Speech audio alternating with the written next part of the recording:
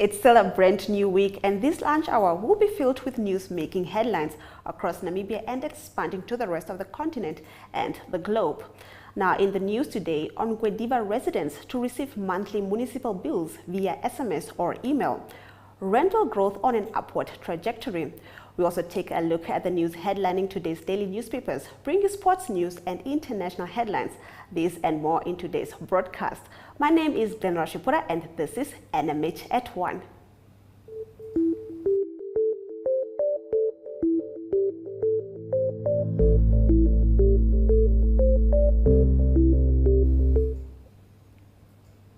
In today's midday news update, Rubicon Security have increased their manpower at the Grootfontein municipality this morning following a request to do so in order to enable preventing CEO Kisco Sinvula from entering the premises. Sinvula is suspended, an act he says was irregular and thus invalid. Yesterday, Sari Hangara, who was allegedly as acting CEO of Grootfontein municipality, wrote a letter to Rubicon Security demanding that its guards at the municipality bars CEO Kisco Sinvula from entering the office.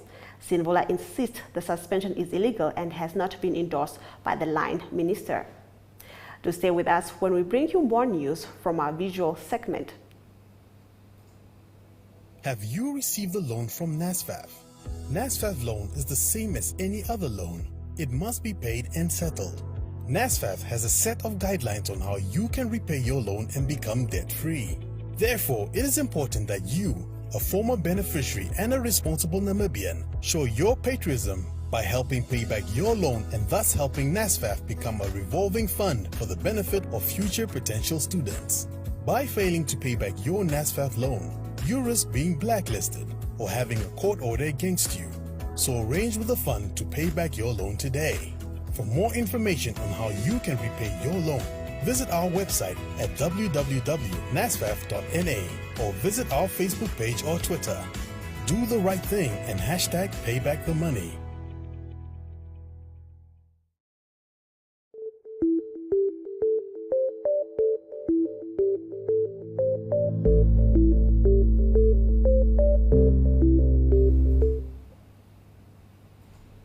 Welcome back. Let's take a look at our visual news.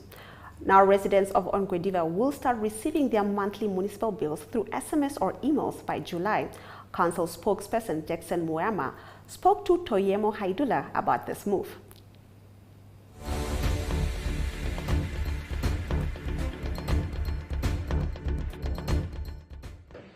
Since February this year, Ongwediva Town Council has started migrating from the traditional way of issuing bills through mails to a new way of issuing bills through emails and SMSs. So the process is gradual, and as such we have started engaging our community, our public, residents of Ongwediva, so that they can update their information. The process of updating information have already started with the office. We had a dedicated point where communities will update their emails and cell phone numbers so that at least they can receive their bills on time. This is one of the effective ways of ensuring that at least our residents receive their bills on time. Now, as from April to the end of May, we have a dedicated team that is going around to further verify and make sure that everyone has updated the information.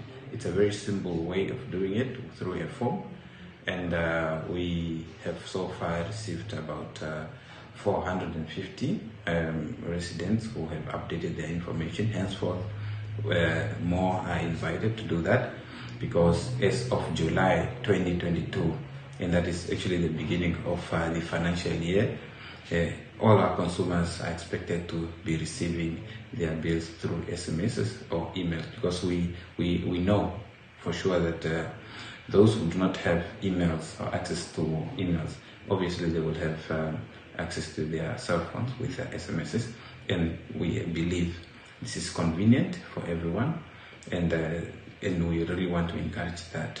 And we will then do away with all the paperwork in terms of mails and when it's come to the bill.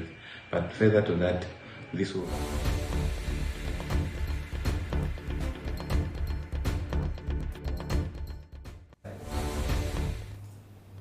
Now, in our next video, as the impact of COVID-19 continues to cool off, companies combined with the reopening of most economies, rental growth in Namibia is back on its upward trajectory. Franz Usiku, FNP Marketing Research Manager, has this to say.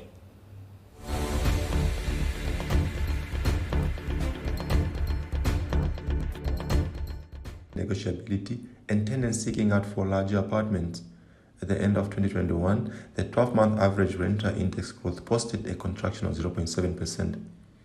This represents a significant improvement when compared to a contraction of 2.1% recorded a year earlier. We believe stock expansion within the multi-family rental market will be a big factor in the recovery process. We also view the year ahead to be an important test for the Namibian rental market to see whether the same fundamentals that have driven the recovery will continue to fuel the market, if new ones would emerge, or if you're going to see some kind of stabilization. The key possible risks on the outlook, however, are likely to revolve around elevated inflation, interest rates, and a new wave of COVID-19 cases. These are likely to affect rent affordability and subsequently the pace of recovery.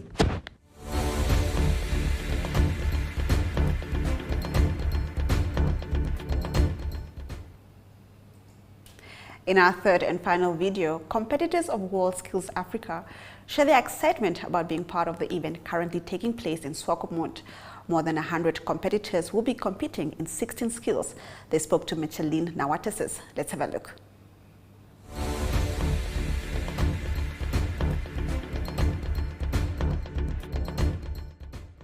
Hello, my name is Sheima from Ghana, hairdressing competitor.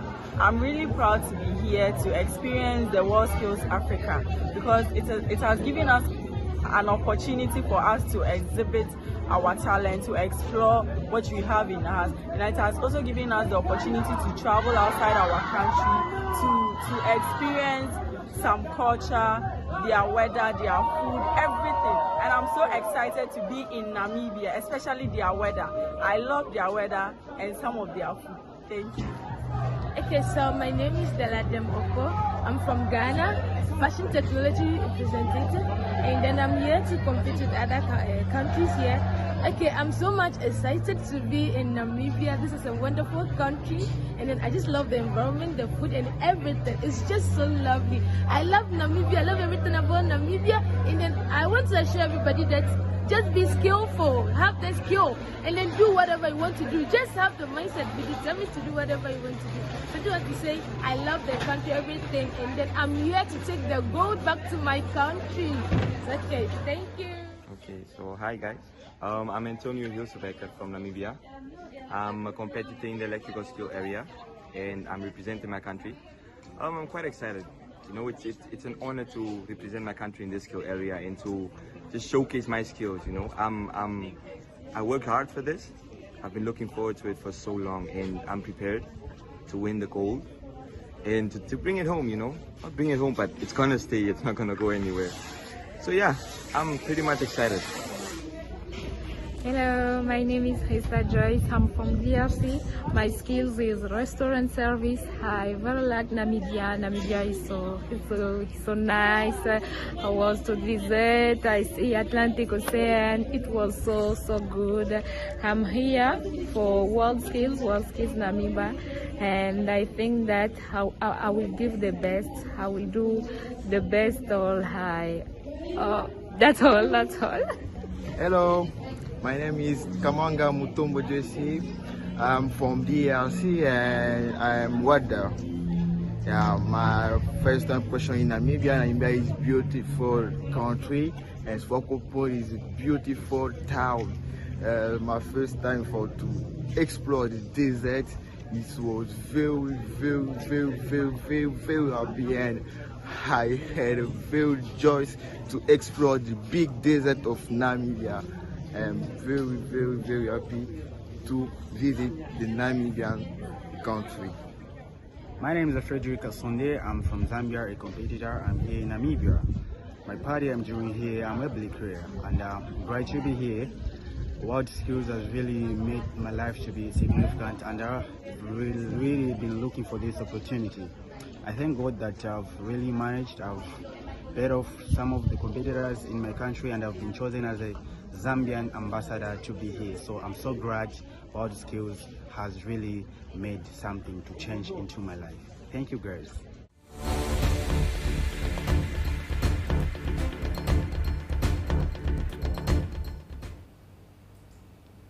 When we return, we'll be taking a sneak peek inside Namibia's daily print publications. But first, a quick ad break.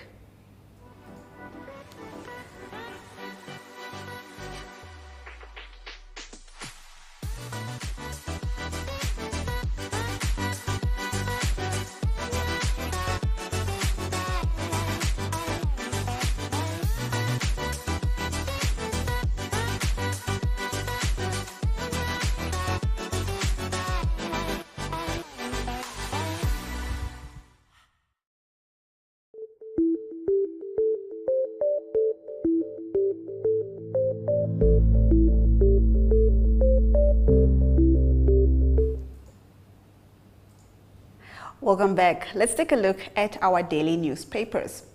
According to Namibian Sun, investors in a pyramid scheme are in limbo after the Bank of Namibia froze assets to the tune of approximately $10 million last Friday.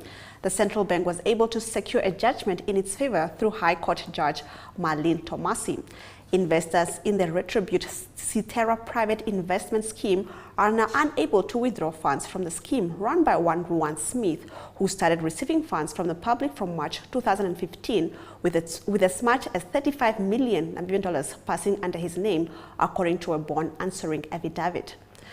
Now, also in the Namibian Sun reports that it has been 5 months since the Rundu Town Council sought a legal opinion from the Attorney General's office on whether it can terminate a contract with Redforce Debt Management, but the local authority has yet to receive a response.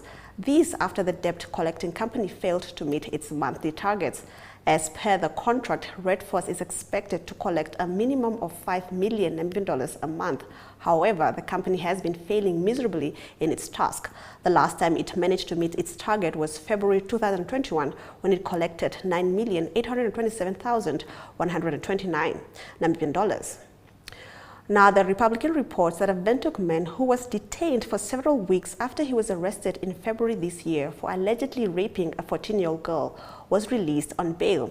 Etienne Fori, age 40, was able to succeed in being released on bail of $6,000 Namibian dollars on Friday after he formally applied for it in the Windhoek Magistrates Court before Magistrate Ivan Havanap.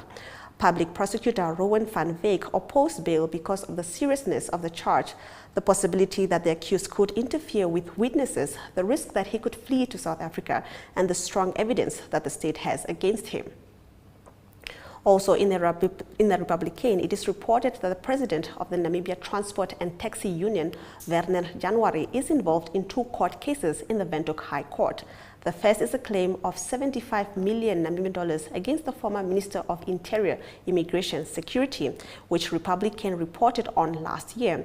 And the other is a court case to obtain custody of 2 minor children, of which he is allegedly the biological father, despite the fact that children's birth certificates indicate a different name. Now, Allgemeine Zeitung reports that the trial in which Namibian Institute of Mining and Technology employee Ernest Lichtenstrasser is accused of double murder resumed in the Windhoek High Court yesterday, with the daughter of one of the assassinated men taking the witness stand.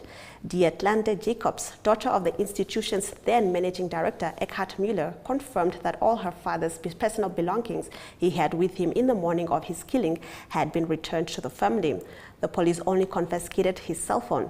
The state probably wanted to use Jacobs' testimony to prove that Müller was not killed as part of a robbery. The Allgemeine Zeitung also reports that according to the Institute for Public Political Research, Finance Minister Ipumbu Shimi is more interested in connecting with young people as a politician than as a populist technocrat. After all, he is the patron of several schools and sponsors the Ipumbu Shimi Football Club and a Christmas Cup.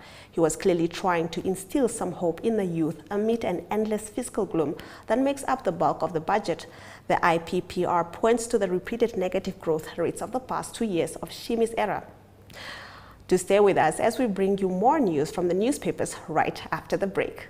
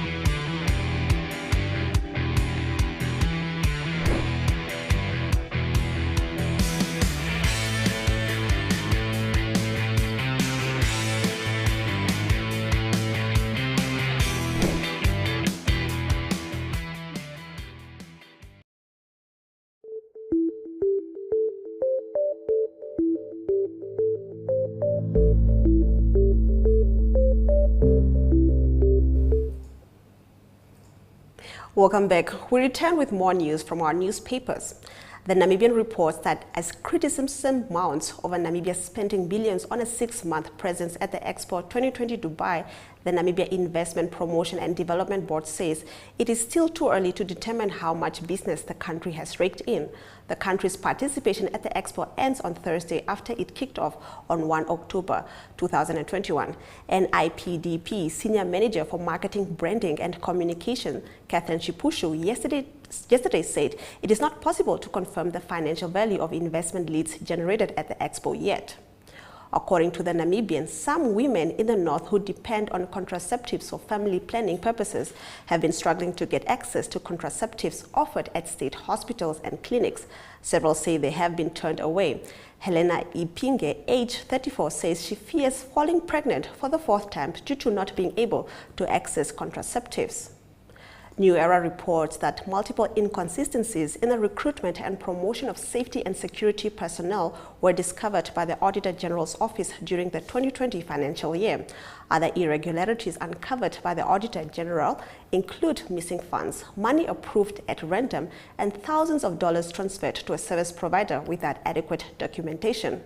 Also in the New Era report that an ambitious campaign to vaccinate 70% of teachers and 70% of learners by June was launched in Windhoek last week. The Education, Health and Information Ministries activated the 6-month advocacy and public education campaign targeting all schools in Namibia. The campaign targeting schools communities came under the theme Get Vaccinated, Help Kick COVID-19 Out of Namibia in August 2021, which targeted all eligible Namibians from the age of 18 years, spearheaded by the government. Now, Market Watch reports that the outbreak of COVID-19 pandemic had devastating social and economic effects, leading to job losses, increased expenditure and high debt levels.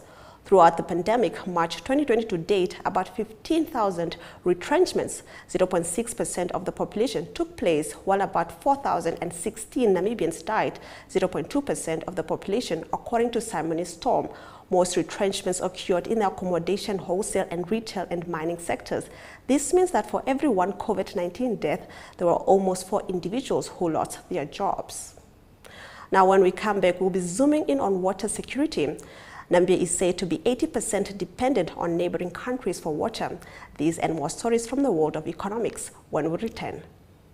Choose your flex package with Paratus today. Sign up for ultra-fast fiber with the convenience of mobile LTE. That's 2 products in 1 bundle. It's new, it's 1 bill, and you can stay connected in more than 1 location. For more information, visit paratus.africa/NA. Always prepared. Paratus.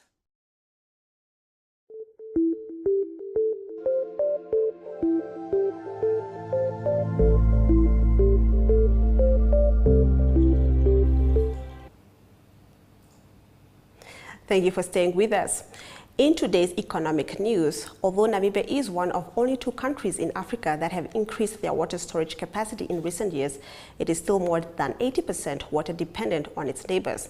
The levels of water security in Africa overall are unacceptably low, according to the first such assessment released by the United Nations, with just 29 of 54 African countries having made progress in water security over the past 3 to 5 years. Egypt, Libya and Mauritius have the highest percentage of population using at least basic drinking water services at 99%, followed by Tunisia at 98% and Seychelles, Algeria and South Africa and Botswana all above 90%. Now, the assessment says only Ethiopia and Namibia increased their water storage between 2015 and 2020. Ethiopia increased its large dams to 35 by building 6 new dams with a cumulative storage capacity of almost 140 million cubic meters. And in 2018, Namibia finished the construction of the Nekatal Dam, adding another 880 million cubic meters to its total national storage capacity. Countries with over 80% levels of water dependencies on their neighbors are Mauritania, Niger, Sudan, Botswana, and Namibia. Now, in our next story, according to the Namibia Statistics Agency, the index for manufacturing of basic precious metals and other non-ferrous metals stood at 247.8 basis points, up from 163.4 basis points recorded in the same quarter of the previous year. This category includes the production of basic precious metals such as gold, silver, platinum from ore and scrap, excluding extraction of ores, which covered under the index of mining of other non-ferrous metals. It also covers the production and semi-manufacturing of lead, zinc and tin or their alloys from ores and scrap. Now, the index for other mining and quarrying category, which includes the mining and extractions of diamonds, increased to 124.6 basis points compared to 103.5 basis points recorded during the same quarter a year earlier, NSA said. In addition, the index of processing and preserving of meat increased by 2.5 basis points from 177.9 basis points recorded in the same quarter of 2021 to 180.4 basis points. Now let's take a look at our economic indicators.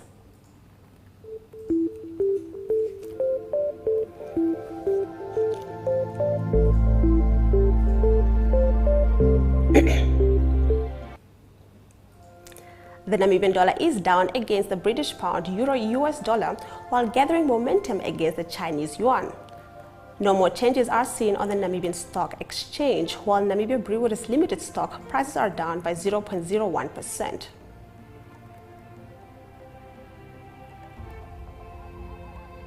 Trasco Group Holding stock prices are down 4.80%. The local index closed at a high, while overall index fell by 0.96%. Gold and Brent crude oil have fallen in price, while zinc and copper rose recently. We return with news from South Africa, where sadly 2 Gauteng pupils have drowned during a school trip. Stick around for the full story.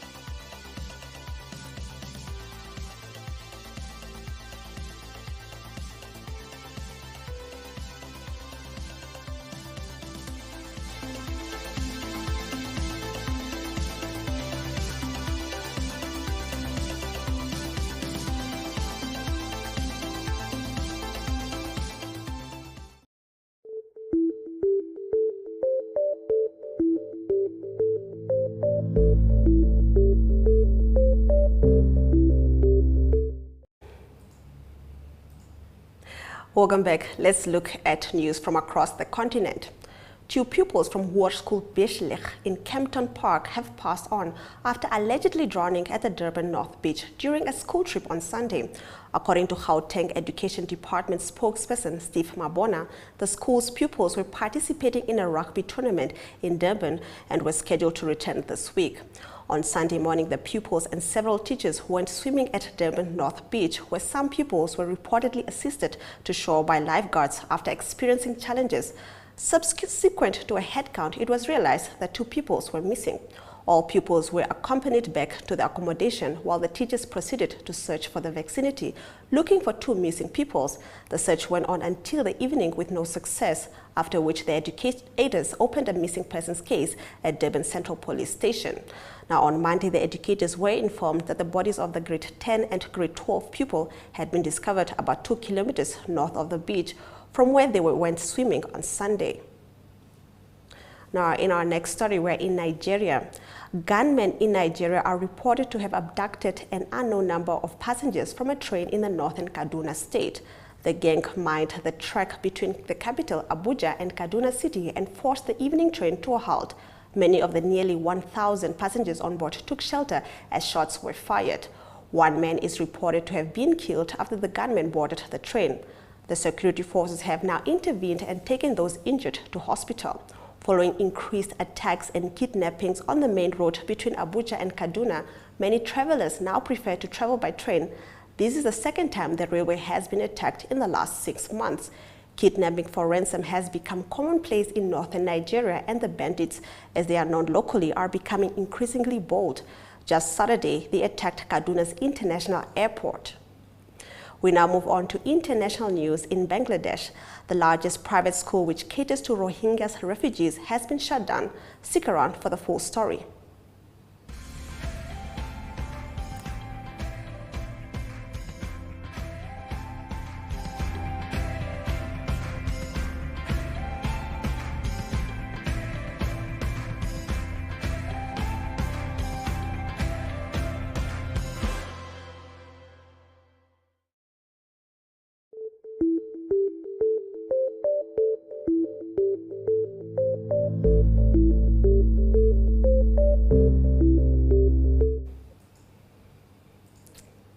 Welcome back. Let's take a look at our international news stories.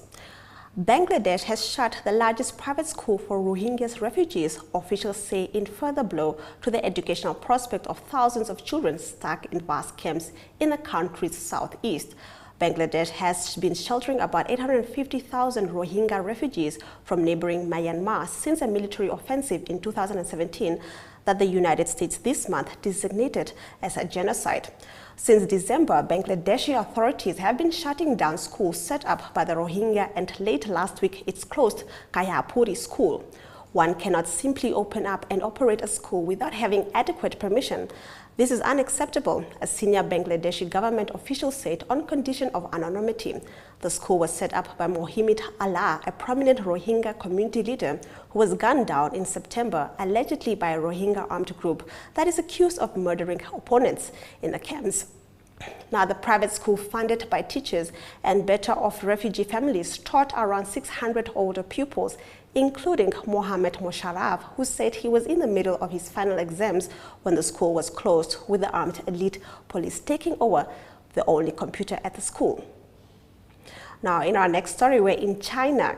COVID continues to loom in China's most populous city, Shanghai, which has now tightened the first phase of a two-stage COVID-19 lockdown, asking some residents to stay indoors unless they are getting tested, as the number of new daily cases exceed 4,400. The financial hub of Shanghai, home to 26 million people, is in its second day of a lockdown authorities are imposing by dividing the city roughly along the Hangpu River, splitting the historic center from the eastern financial and industrial district of Pudong to allow for staggered testing. While Shanghai's caseload remains modest by global standards, a record of 4,381 asymptomatic cases and 96 symptomatic cases for Monday, the city has become a testing ground for China's zero COVID-19 strategy as it tries to bring the highly infectious Omicron variant under control. Residents east of Hangpu were locked down in their housing compounds on Monday, but were mostly allowed to roam within them. Today, however, 3 residents told Reuters neighborhood communities had told them they were no longer allowed to step outside their homes. We now move over to sport news, starting with a hero's welcome given to local boxer Jeremiah Loki Nakatila, who returned home today after his victory in the United States. More on this story when we return. Ladies and gentlemen. Yeah, welcome to another exciting edition.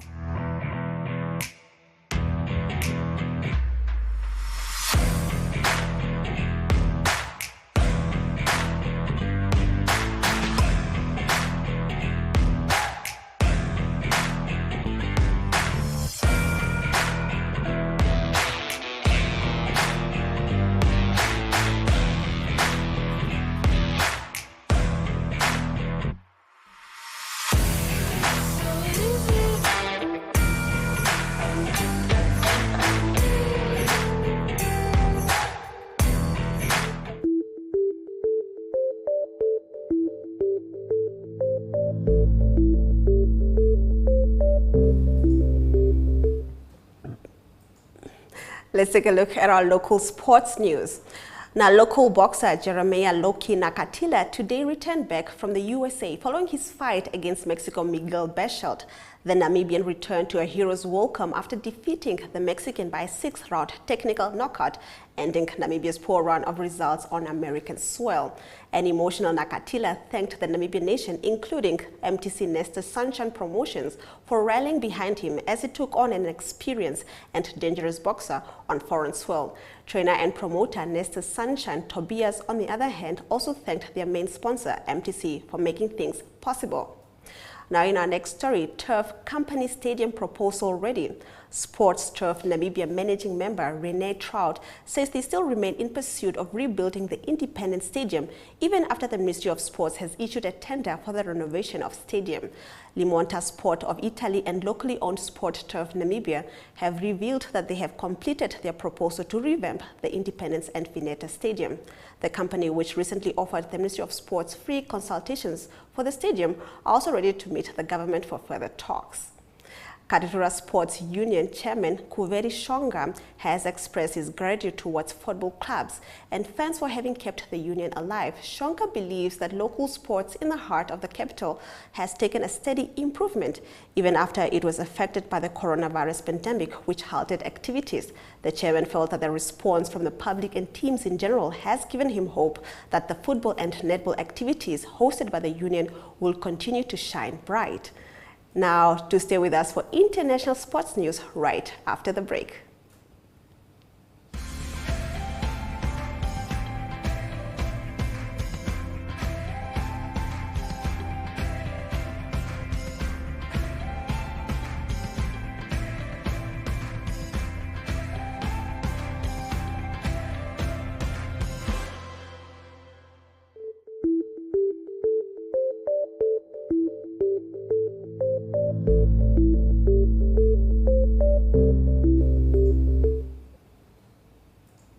Let's take a look at our international sports news.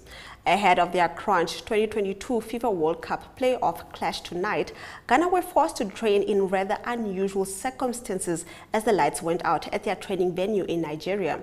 The Black Stars arrived in Abuja on Monday and later went to Moshot Abiola National Stadium, which is the venue for tonight's all-important clash, to get a practice session in. Now, it has been claimed that Chelsea owner Roman Abramovich suffered symptoms of a suspected poisoning earlier this month after taking part in peace talks in Ukraine. Ukraine President Volodymyr Zelensky revealed on Sunday that the Russian oligarch had been trying to help the Eastern European countries come to some sort of an agreement to de-escalate the situation in Ukraine. Now, in our next story, Manchester United are reportedly ready to enter the race for a striker said to be worth £100 million. The Red Devils have a number of forwards on their books, including Cristiano Ronaldo, Edinson Cavani, Anthony Martial, and Marcus Rashford. However, all four have been linked with a move away from Old Trafford, while Mason Greenwood remains suspended by the club. Do stick around for highlights after the break.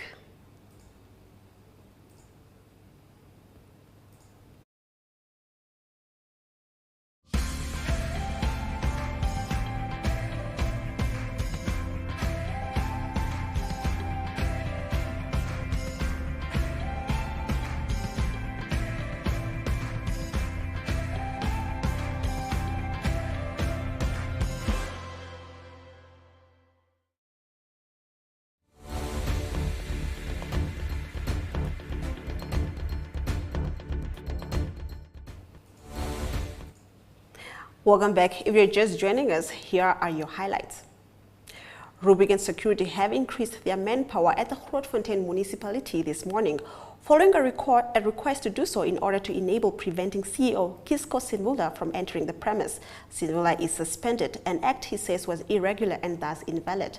Yesterday, Sadi Hangara, who was allegedly appointed as acting CEO of Grootfontein municipality, wrote a letter to Rubicon Security demanding that its guard at the municipality bars CEO Cisco Sinvula from entering the office. 2 pupils from South African High School have passed on after allegedly drowning on Sunday at the Durban North Beach during a school trip. The school's pupils were participating in a rugby tournament in Durban and were scheduled to return this week. Local boxer Jeremiah Loki Nakatila today returned to a hero's welcome from the USA following his fight against Mexico's Miguel Berchelt, where he defeated the Mexican by a 6th-round technical knockout. Ahead of their crunch 2022 FIFA World Cup playoff clash tonight, Ghana were forced to train in rather unusual circumstances as the lights went out at their training venue in Nigeria, the Black Stars. Namibia is more than 80% water dependent on its neighbors, according to the first such assessment released by the United Nations, which also revealed that the levels of water security in Africa overall are unacceptably low. Those have been your highlights. Thank you for staying with NMH at 1 and spending your lunch hour with me, Glenora Shipura. Remember to tune in tomorrow at 1 p.m. as we take you through the latest happenings in Namibia and beyond. But until then, here is a compilation of news from across the regions in Namibia.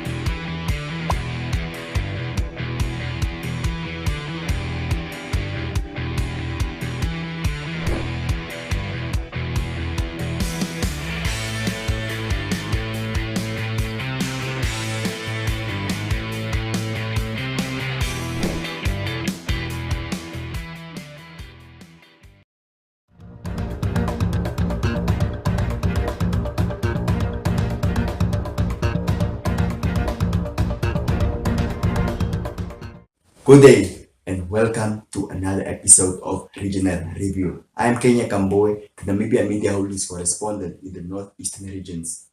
On today's show, we'll be giving you a recap of events that unfolded in the Northeastern regions over the past week. We'll also share an interview with Mr. Franz Moyo, who will be talking to us about the recent development from the Agriculture Ministry, or let me say government, in terms of privatizing grain schemes. Meanwhile, in history, today is World Piano Day, so check out the next video.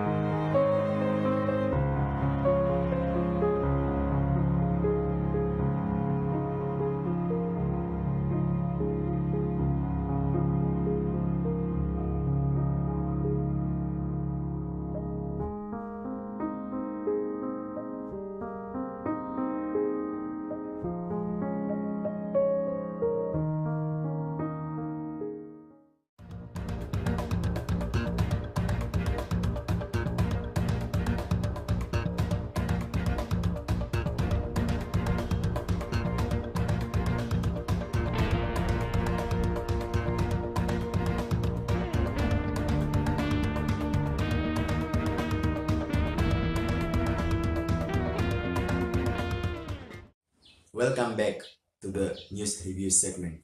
On today's show, we'll be reviewing 3 stories that unfolded in the northeastern regions over the past week. The first story is about suspected robbers who were shot by the Namibian police in Rondo rural constituency. The second story is about alleged or suspected poisoning of 3 family members who died mysteriously at Mateke village in the Kavango East region. The third story is about the official opening of the renovated Rondo Pukavit's office.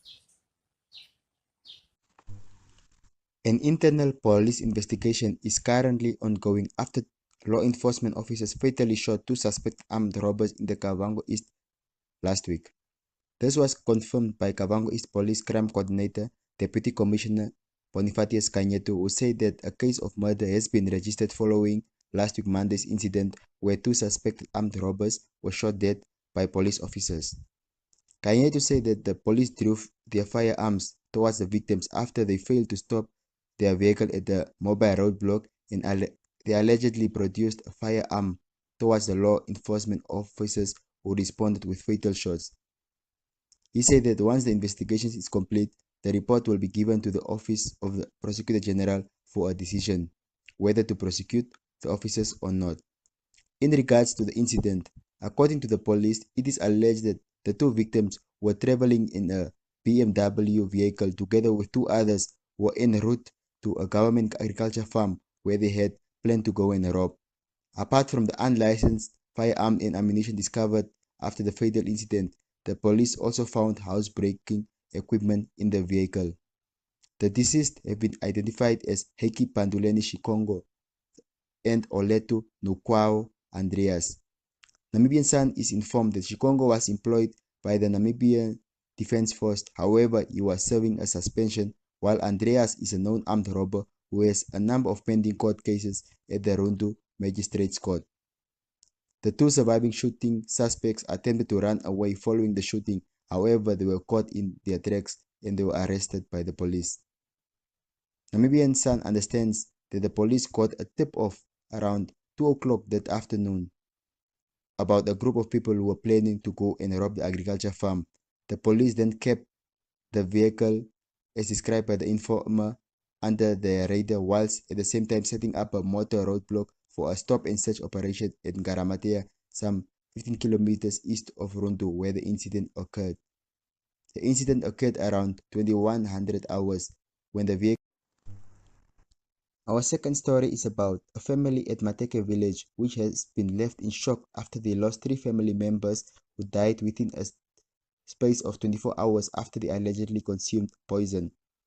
The lifeless bodies of the pensioner Marianne Kapango Hausiko, 71-year-old, and her son Athanasius Matamu, who was 36-year-old, were found in their rooms in the early morning of Thursday last week, while Mbambo William Disho, a 13-year-old boy, died on Friday in the Rundu State Hospital. Disho is a grandson of Hausiku. Pending the postmortem, which is to be conducted today, there has been various suspicions as to what caused the death of the trio. According to the police, it is alleged that a traditional brew called Ipuera, or known as Oshikundo, which was found in the house of the deceased, might have caused the death of the trio. The brew has thus far been taken for laboratory test. A family member, Johannes Pande, told this reporter that the trio had been complaining of chest pains since last week Monday after they consumed porridge and sour milk.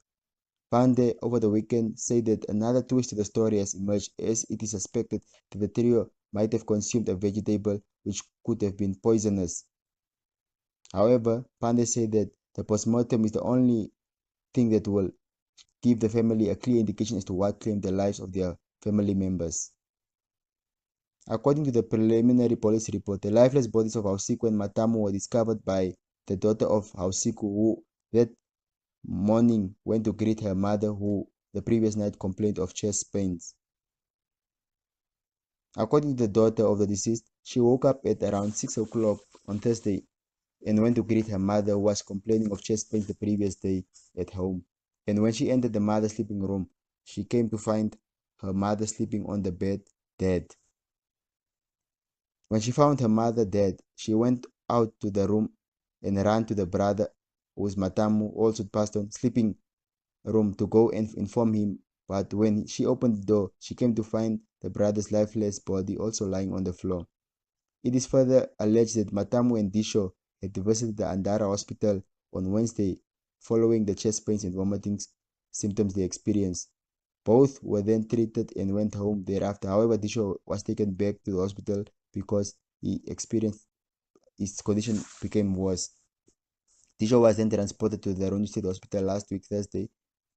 Around 5 o'clock on Friday, he passed on.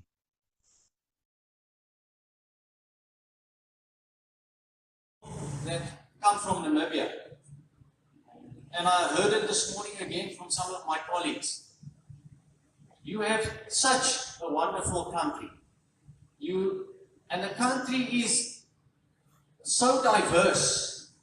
It's so complex. But people who come to Namibia see it from the outside and they fall in love with the country. And I'm telling you now, people come back to Namibia because of the country, but also because of the people. It's the people. And I want to make that association with this leadership facility. This building is dead. When we lock up here at night and go home, there's nothing that happens here. There's bricks and mortar, there are cars here, there are parts here, there are tools here, there's oil here, there's everything. But nothing really happens. Until we open those doors and gates in the morning and people come inside. So, Kali, where's Kali? Kali, I know that you're only here for a short while, but I want to thank you for what you've done. Overseeing a project of this nature is not that easy. But I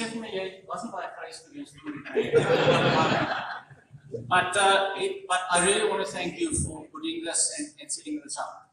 And Gary, all the best for the future. I can see you're passionate. You really want to take on this challenge. You know, I read about Rundu and a little about Rundu. There are 2 or 3 things that astounded me about Rundu. It's seen as the capital of the Caprivi and Kavango area, which is great. So you must set the trend and set the standard.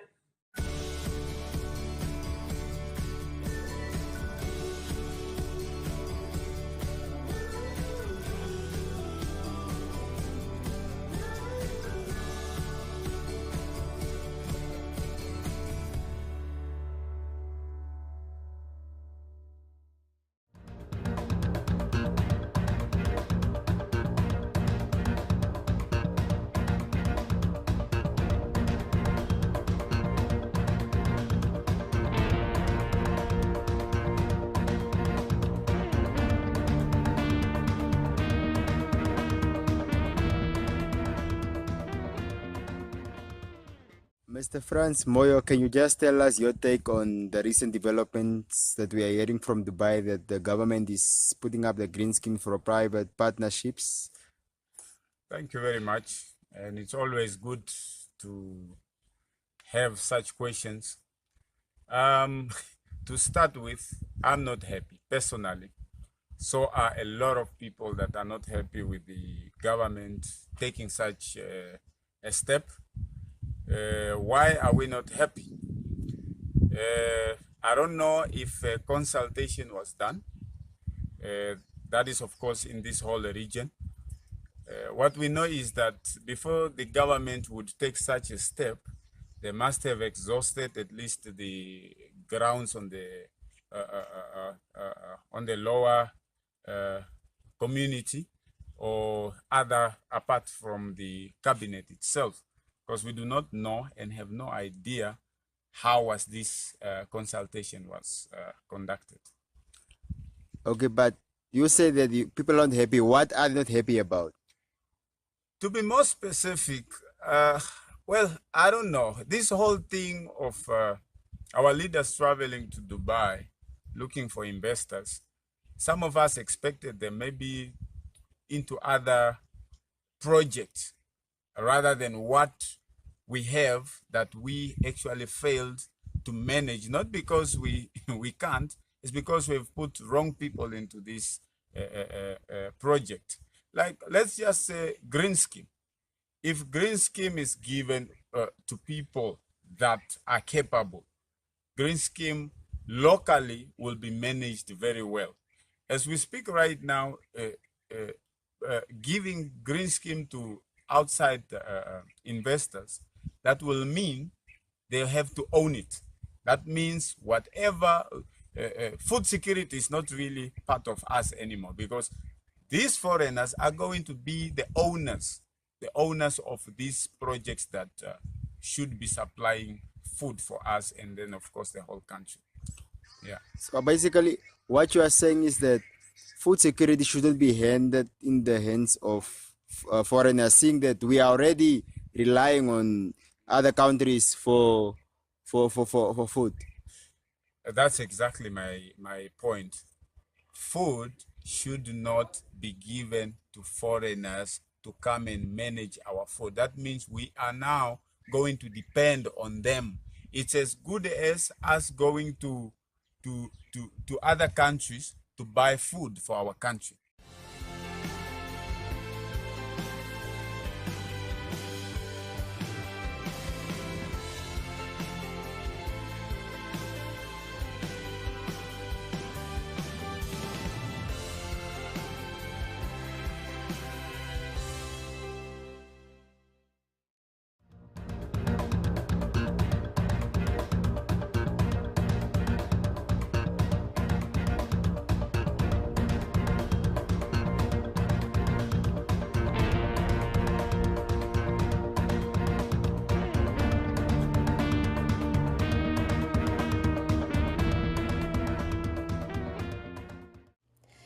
Nkuru is partly sunny and beautiful today, with stray showers expected for the rest of the week. Spotty showers are forecast for Rundu today, with high humidity on Wednesday and Thursday, coupled with stray showers on Thursday afternoon. By the weekend, partly sunny and beautiful conditions are expected. Some rain is forecast for Kongola today and tomorrow, with cloud cover easing thereafter, and brilliant sunshine expected over the weekend. Brief showers are expected at Katima today, whereafter it will be mostly sunny and pleasant for the rest of the week.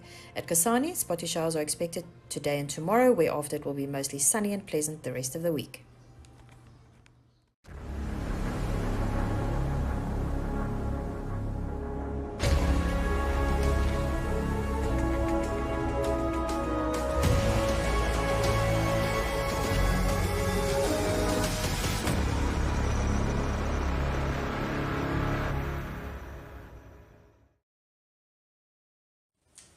I hope you enjoyed the show. Thank you very much for watching, and stay tuned for another episode of Regional Review tomorrow, same time. Enjoy the rest of your day.